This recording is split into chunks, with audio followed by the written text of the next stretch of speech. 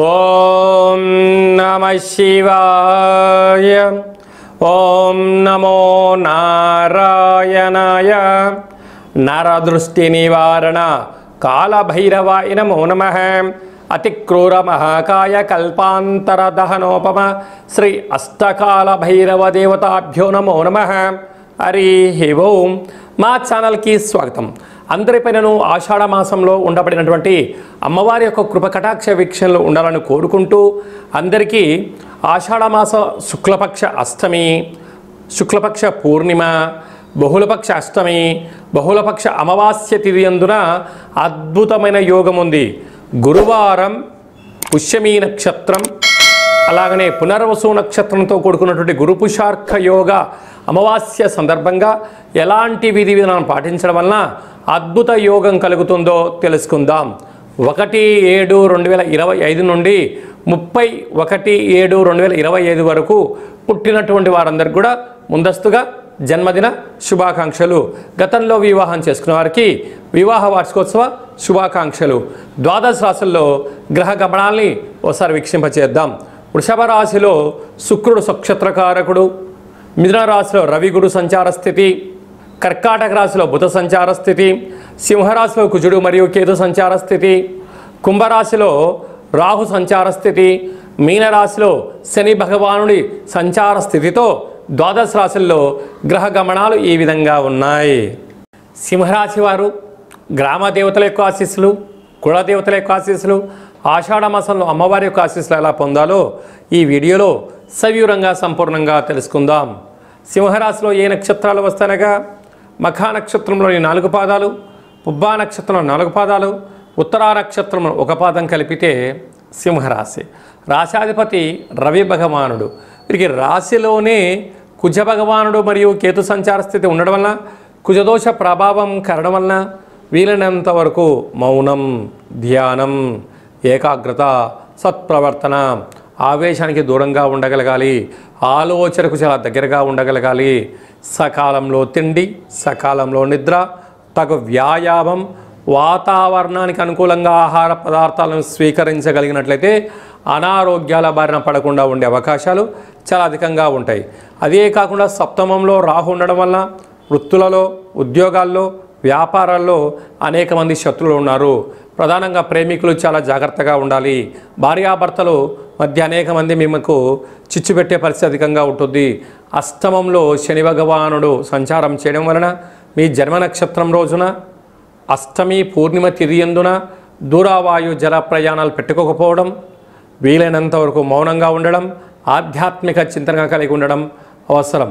లేకపోతే పోలీస్ స్టేషన్లు, కోర్టు మెట్లు, అనేక సమస్యలతో మీరు సతమతమయ్యే పరిస్థితి చాలా అధికంగా ఉంటుందని చెప్పి కూడా గమనించగలగాలి. అలాగే రాజ్యస్థానంలో శుక్ర భగవాను ఉండడం వలన మీరు ప్రభుత్వ ఉద్యోగం కానీ, ప్రైవేట్ రంగంలో కానీ, స్వయం వృత్తిలో, సేవా రంగాల్లో ఉండబడిన వారికి ప్రమోషన్స్ రావడము యోగదాయకం. అదే లాభస్థానంలో రవి గురు సంచార స్థితి ఉండడం వలన నూతన పెట్టుబడులు, వ్యాపారాలు, ఆకర్షణ, క్రయ విక్రయాలు యోగదాయకం అని చెప్పి కూడా గమనించాలి.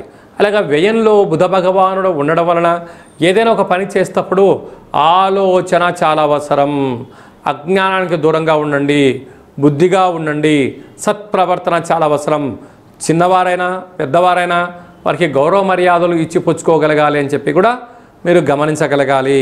అలాగనే రాశిలోనే కుజుడు, అష్టమంలో శని భగవానుడు కొన్ని గ్రహ సంచార స్థితులు అనుకూలంగా లేనప్పుడు కుల దేవతల యొక్క ఆశీస్సులు, గ్రామ దేవతల యొక్క ఆశీస్సులు, ఆషాఢ మాసంలో అమ్మవారి యొక్క ఆశీస్సులు వీరు ఎలా పొందగలగాలి అన్నట్లయితే అమ్మవారిని స్మరించడం, ధ్యానించడం, ఎర్రటి వస్త్రాలు, ఎర్రటి పువ్వులు, ఎర్రటి గాజులు, ఎర్రటి కుంకుమతో అర్చన చేయడం, అదే కాకుండా కూడా ఎర్రటి ప్రసాదాన్ని వండి అనేక మంది భక్తులకు దానం చేయడము, కూష్మాణ దీపాన్ని దేవాలయంలో పెట్టగలిగినట్లయితే అమ్మవారి యొక్క ఆశీస్సులు కలిగి శత్రు ప్రభావము, రుణ ప్రభావము, అనేకమైనటువంటి నరదృష్టి యొక్క ప్రభావం తొలగి మనశ్శాంతి, ఆయురారోగ్యాలు సొంతం కలుగుతాయి.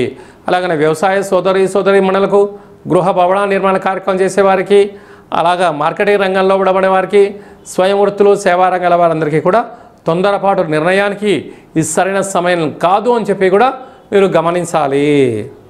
మనకు జూలై మాసం అనగానే ఆషాఢ మాసం మనకు గుర్తొస్తూ ఉంటుంది.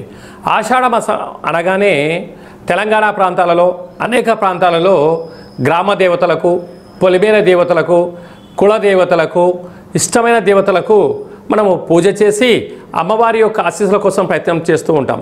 అలాగనే మనము వ్యవసాయం చేసేటువంటి సోదరీమణులందరికీ కూడా మనము వ్యవసాయంలో ఏదైనా పనులు ప్రారంభించేటువంటి కాల సమయంలో, విత్తనాలు పెట్టేటువంటి కాల సమయంలో మనము గ్రామదేవతకు, కులదేవతకు దండం పెట్టుకొని మిరప, పత్తి అనేక కార్యక్రమాలు మనం ప్రారంభిస్తూ ఉంటాం.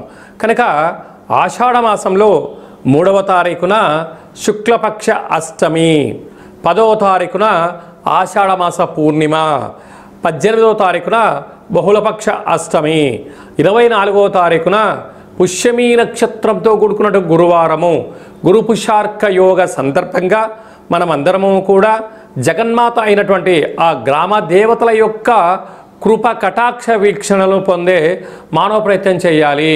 అంటే భగవంతుడికి, అమ్మవారికి స్మరణ, ధ్యానము, అర్చన, దర్శనము చేయడం వలన సంవత్సరాంతము మనకు స్వామివారి యొక్క ఆశీస్సులు కలిగి ఉంటాయి.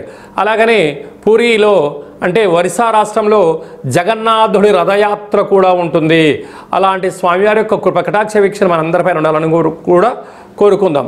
కనుక మనము ఆషాఢ మాసంలో వీలైతే గ్రామ దేవతలకు పసుపు కుంకుమని కలిపినటువంటిని వాటిని అమ్మవారి ముందర సమర్పించడం, అంటే అమ్మవారి దగ్గర ఉండబడినటువంటి కుంకుమను తెచ్చి బొట్టు పెట్టుకోవడం, వ్యవసాయ పొలాల్లో చల్లుకోవడం, మన వాహనాలకు బొట్టు పెట్టుకోవడం వలన సకల గ్రహదోషం తొలగిపోతుందని చెప్పి కూడా గమనించాలి.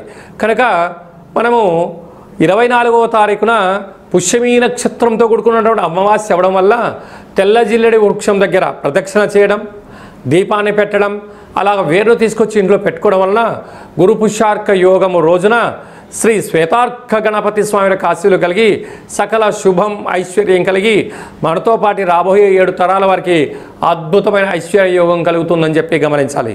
ఎలా తీసుకోవాలి ఇంకా తన్ని విషయాలను ఈ కింద మనం సంప్రదిస్తే తెలియజేయడం జరుగుతుంది. ఈ యొక్క పాత్రను మనం గమనించినట్లయితే ఈ యొక్క పాత్ర కంచు పాత్ర అంటారు. కంచు మోగినట్టు కనకంబు మోగదు గధరా సుమతి అని చెప్పి మనకు సుమతి శతకంలో చెప్పడం జరుగుతుంటుంది. ఇలాగా ఓం కాలభైరవాయ నమో నమః అనేటువంటి మంత్రాన్ని ఉచ్చరిస్తూ ఇలా 12 సార్లు తిప్పడం వలన సకల గృహంలో ఉండబడినటువంటి ఐశ్వర్యం, ఆనందం, విద్యార్థులకు విద్య వశీకరణ, ఉద్యోగస్తులకు ప్రమోషను, వ్యాపారస్తులకు జనాకర్షణ, ఏదైనా పనులు చేయాలనుకునే వారికి నరదృష్టి తొలగిపోతుందని చెప్పి గమనించాలి. ఈ పాత్రతో పాటు కాళభైరవ స్వామి యొక్క పూజ 20 రకాల వస్తువులతో దిష్టి తీయించి మీకు అందజేయడం జరుగుతుంది. కనుక ఈ కింద నెంబర్ సంప్రదించి అక్షయ పాత్రను సొంతం చేసుకుందాం, ఐశ్వర్యానికి స్వాగతం పలుకుదాం. అలాగనే మీ వ్యక్తిగత జాతకం తెలుసుకోవాలనుకుంటున్నారా? మీ యొక్క పేరు, పుట్టినటువంటి తేదీ, నెల, సంవత్సరం రాసి పుట్టినటువంటి సమయం రాసి పంపించినట్లయితే 100 సంవత్సరాల జాతకాన్ని రాసి పంపించి పుట్టినప్పుడు గ్రహ గమనాలు ఎలా ఉన్నాయి, ప్రస్తుతం ఎలా ఉంటున్నాయి, రాబోయే కాలం ఎలా ఉంటున్నాయో మీకు తెలియజేసే ప్రయత్నం జరుగుతుందని చెప్పి గమనించాలి. డేటా ఆఫ్ బర్త్లు లేనటువంటి వారికి పేరు యొక్క మొదటి అక్షరాన్ని అనుసరిస్తూ రాశిని తెలియజేస్తూ గ్రహస్థితిని తెలియజేస్తూ రమణ శాస్త్రం ద్వారా అనగా గవళ ద్వారా భూత భవిష్యత్ వర్తమానాన్ని తెలియజేయడం జరుగుతుందని చెప్పి కూడా గమనించాలి. కనుక జాతకాన్ని తెలుసుకుందాం, జీవితంలో ఉన్న అడ్డంకుల్ని తొలగించుకుందాం, ఐశ్వర్యానికి ఆనందానికి స్వాగతం పలుకుదాం. ఈ కింది నెంబర్ సంప్రదించి అపాయింట్మెంట్ తీసుకొని సంప్రదించగలరు. అందరికీ శుభం, జయం, లాభం కలను కోరుకుంటూ అమ్మవారి యొక్క కృప కటాక్ష వీక్షణ అలాగా పూరిలో జగన్నాథుడి రథయాత్ర ఆశీస్సులు ఉండాలని కోరుకుంటూ ఆశీర్వచనం. శతమానం భవతి శతాయు పురుష సతేంద్రియ ఆయుష్యేవేంద్రియే ప్రతిష్టతి. ఈ వీడియో మీకు నచ్చినట్టయితే లైక్ చేయండి, షేర్ చేయండి. అందరికన్నా మీ వ్యక్తిగత జాతకం ముందుగా తెలుసుకోవాలి అనుకుంటున్నట్లయితే మా ఛానల్ని సబ్స్క్రైబ్ చేసుకొని అలాంటి బటన్ని కూడా తెలియచేయండి. ఈ భక్తి సమాచారాన్ని భగవద్బంధులకు, మిత్రులకు చేరవేసి హిందూ ధర్మాన్ని కాపాడండి.